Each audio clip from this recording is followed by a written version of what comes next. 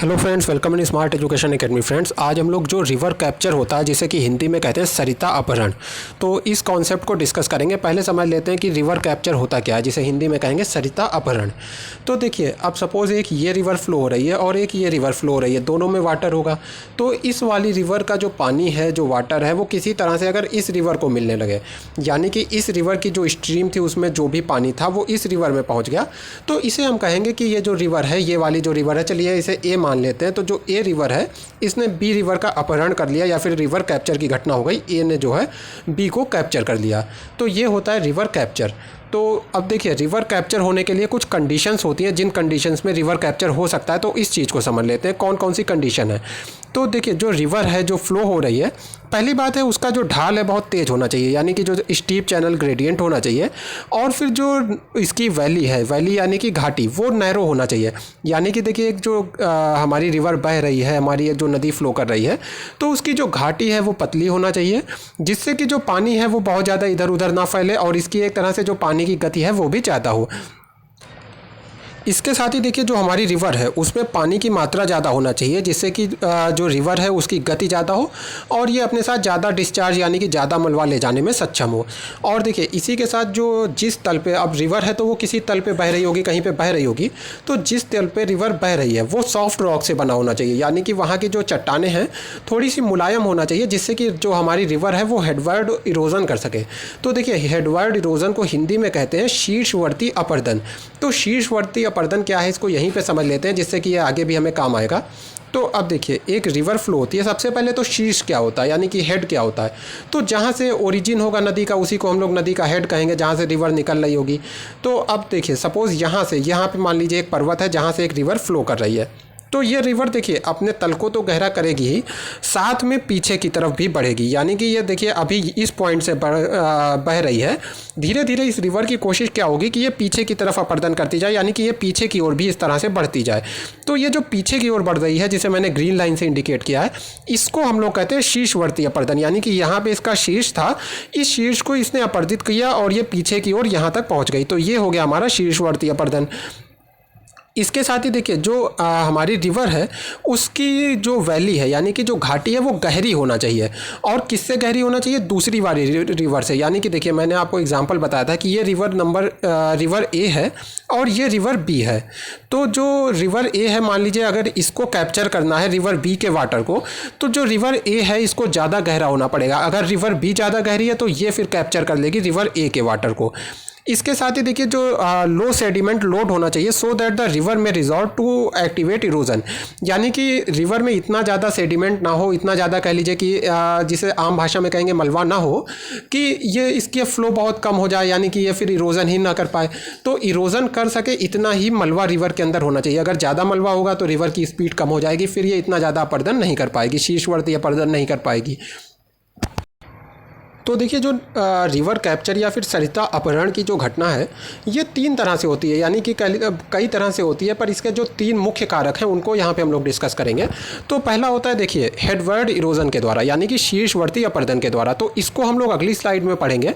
ये जो पहला रीज़न है, क्योंकि ये सबसे लंबा है। इसके फिर बाद आता है दूसरा, देखिए, लेटरल इरोजन द्वारा, यानी कि क्षैतिज अपरदन द्वारा अपहरण। और तीसरा आता है कि नदी विसर्प के प्रतिच्छेदन द्वारा अपहरण, यानी capture through the intersection of मियांडर्स। तो इन तीनों को हम लोगों को देखना है। तो पहले देखिए, दूसरा समझ लेते हैं, यानी कि कैप्चर थ्रू लेटरल इरोजन, जिसे हम लोग हिंदी में कहेंगे क्षैतिज अपरदन द्वारा अपहरण। तो देखिए, हम लोगों ने डेविस का मॉडल पढ़ा है, उसमें हम लोगों ने देखा है कि किसी भी रिवर के जो फ्लो होने की 3 स्टेजेस होती हैं। तो पहली में जब जो हमारी रिवर होती है बहुत यंग होती है, बहुत तेज़ी से बह रही होती है। फिर दूसरी हम लोगों ने देखी है जब प्रौढ़ हो जाती है, यानी कि रिवर की स्पीड उतनी कम नहीं हो पाती, उतनी ज़्यादा नहीं होती है, थोड़ी सी कम हो जाती है।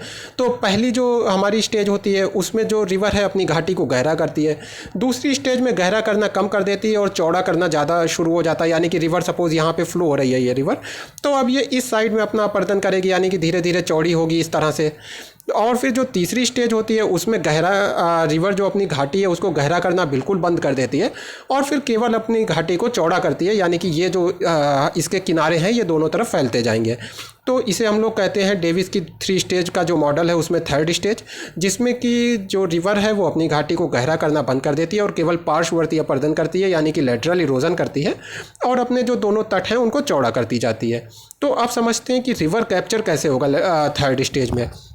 तो मान लीजिए एक रिवर अपनी थर्ड स्टेज में है यहाँ पे ये वाली, और दूसरी यहाँ पे ये थर्ड स्टेज में है, दोनों अपने क्षैतिज तल पे बह रही हैं।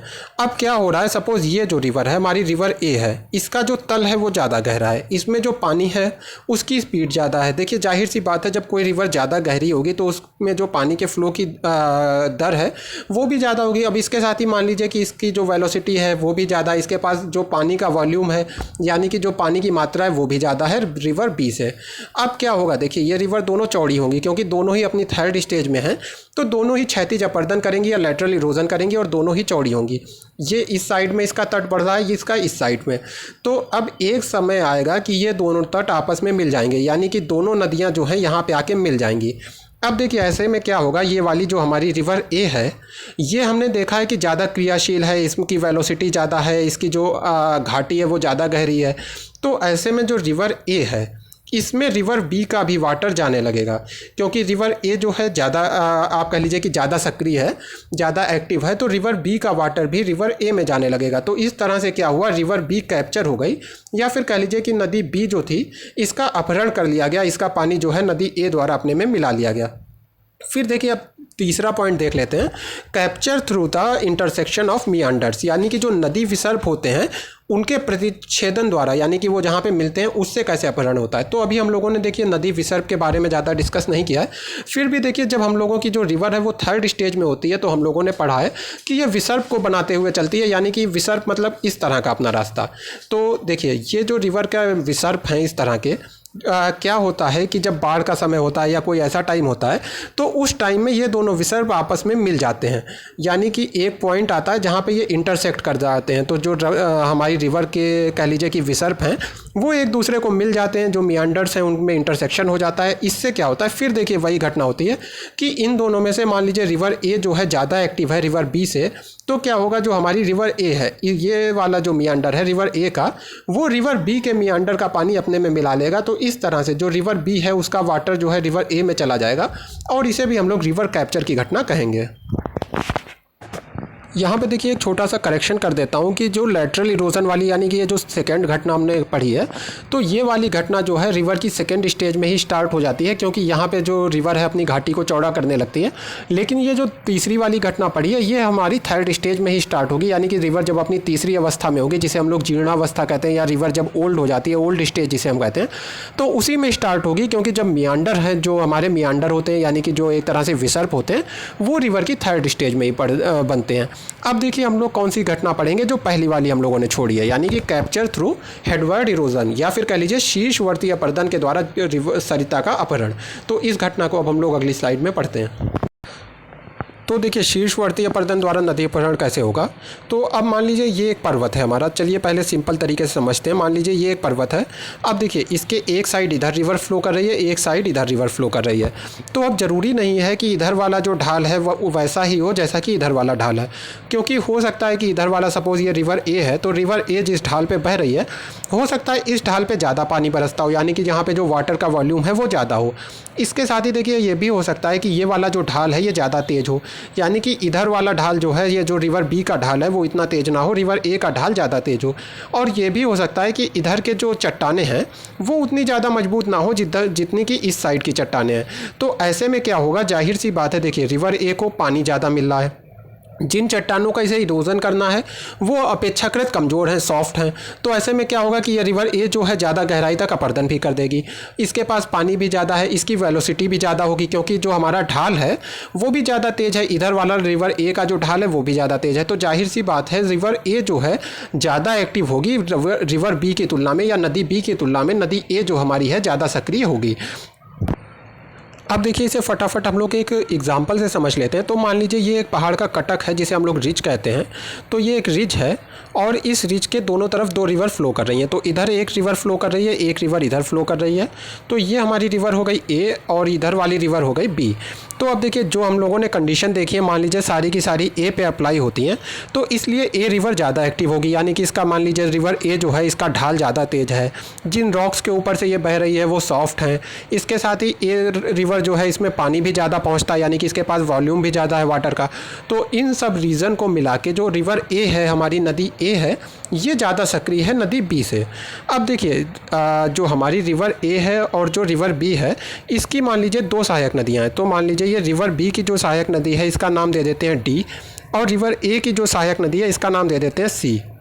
तो यहाँ पे क्या हो रहा होगा, ये देखिए जो हमारी रिज है इससे कुछ पानी बह के इधर आ रहा है। रिवर सी जो है रिवर ए को कुछ पानी दे रही है और रिवर डी जो है कुछ पानी रिवर बी को दे रही है। यानी कि ये रिवर ए और रिवर बी की जो रिवर सी और रिवर डी है वो सहायता कर रही है, इन्हें वाटर दे रही हैं, तो इसीलिए इन्हें हम सहायक नदी भी कहते हैं। तो अब देखिए ऐसे में क्या होगा, जो हमारी रिवर सी है वो भी शीर्षवर्ती अपर्दन करेगी और रिवर डी जो है वो भी शीर्षवर्ती अपर्दन करेगी, यानी कि एक तरह से कह लीजिए कि हेडवर्ड इरोजन करेगी। तो अब देखिए हेडवर्ड इरोजन क्या होता है, मैंने आपको बताया था कि नदी जहाँ से निकल रही है उसी दिशा में, यानी वो अपने ऊपर की ओर लगातार बढ़ती जाती है। तो अब देखिए ये बाउंड्री है जहाँ से ये रिवर निकल रही है सी, तो जाहिर सी बात है ये पीछे बढ़ेगी इस साइड में, और रिवर डी क्या करेगी, ये इसकी बाउंड्री है तो ये इस साइड में बढ़ने की कोशिश करेगी। तो अब देखिए यहाँ पे धीरे धीरे रिवर सी भी पीछे बढ़ेगी, रिवर डी भी पीछे बढ़ेगी, यानी कि जो सहायक नदियाँ ये दोनों पीछे बढ़ेंगी। अब एक चीज़ ध्यान देने वाली है कि देखिए हमारी रिवर जो ए है, हम लोगों ने देखा है कि ये ज़्यादा एक्टिव है, यानी कि हमारी रिवर ए के पास ज़्यादा क्षमता है। तो अब इसकी देखिए जो सहायक नदी होगी, जो रिवर सी होगी, उसकी भी क्षमता ऑटोमेटिकली ज़्यादा होगी, क्योंकि ये इसकी सहायक नदी है। रिवर ए ज़्यादा एक्टिव है तो रिवर सी भी ज़्यादा एक्टिव होगी, इसके पास ज़्यादा वाटर है तो जाहिर सी बात है रिवर सी के पास भी वाटर ज़्यादा होगा, इसका ढाल भी ज़्यादा तेज होगा। तो अब देखिए जब रिवर सी ज़्यादा एक्टिव है तो रिवर सी अपनी जो घाटी है उसको ज़्यादा गहराई तक काटेगी, यानी कि एक देखिए जो नदी की गहराई होती है तो जाहिर सी बात है रिवर सी की गहराई इसलिए ज़्यादा होगी क्योंकि रिवर सी ज़्यादा एक्टिव है और रिवर डी की गहराई कम होगी।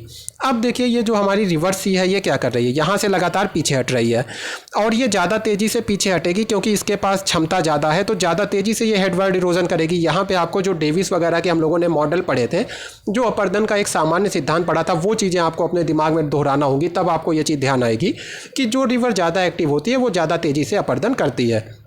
तो जो रिवर सी है वो ज़्यादा तेज़ी से शीर्षवर्ती अपर्दन करेगी और रिवर डी भी धीरे धीरे पीछे आएगी। और देखिए एक टाइम ऐसा आएगा कि इस रिज पे ये दोनों रिवर्स मिल जाएंगी, यानी कि यहाँ पे इस रिज को ये दोनों रिवर काट डालेंगी और आपस में मिल जाएंगी एक जगह पे। अब देखिए हम लोगों ने क्या देखा है कि रिवर सी जो है इसका ढाल ज़्यादा तेज है, क्यों, क्योंकि ये ज़्यादा एक्टिव है। तो अब देखिए इसका ढाल ज़्यादा तेज है और इसकी घाटी भी ज़्यादा गहरी है, रिवर सी ज़्यादा गहराई में फ्लो हो रही है। तो जाहिर सी बात है जो रिवर डी है इसका पानी रिवर सी में जाने लगेगा। देखिए वाटर रिवर सी में क्यों जाएगा, इस चीज़ को ऐसे समझिए कि रिवर सी जो है ज़्यादा गहरी है और जाहिर सी बात है जो ढाल ज़्यादा तेज होगा पानी उधर ही फ्लो होगा, क्योंकि आप देखिए दो ढाल हो, सपोज आप ऐसे बना दें एक ढाल इधर को एक ढाल इधर को और इसके ऊपर पानी गिराएं तो कुछ पानी इधर जाएगा कुछ पानी इधर जाएगा। लेकिन अब मान लीजिए आप इन दोनों प्लेसेस को मिला दें जहाँ पर पानी गिर रहा है, तो जाहिर सी बात है सारा पानी इधर को जाने लगेगा क्योंकि इधर वाला ढाल ज़्यादा तेज है। तो वही घटना यहाँ पर हो रही है। लेकिन देखिए ये घटना यहीं पर नहीं रुकेगी। अब देखिए अभी तक क्या हो रहा था कि जो रिवर डी है वो कुछ वाटर इस रिवर बी को फ्लो करके पहुंचा रही थी, लेकिन क्योंकि अब पानी की डायरेक्शन बदल गया है, जो वाटर की एक तरह से जो दिशा है, जो डायरेक्शन है वाटर का वो बदल गया है।